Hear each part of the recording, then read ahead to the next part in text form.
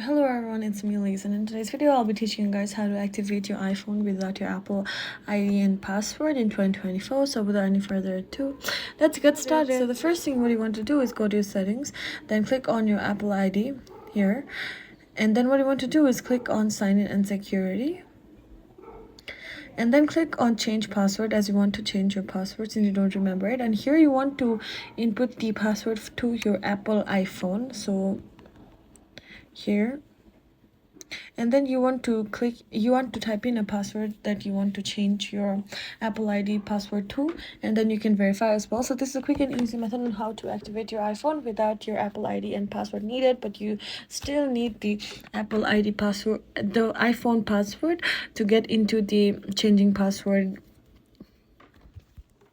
So this is it for this video, guys. If you like this video, please be sure to like, comment, share, and subscribe.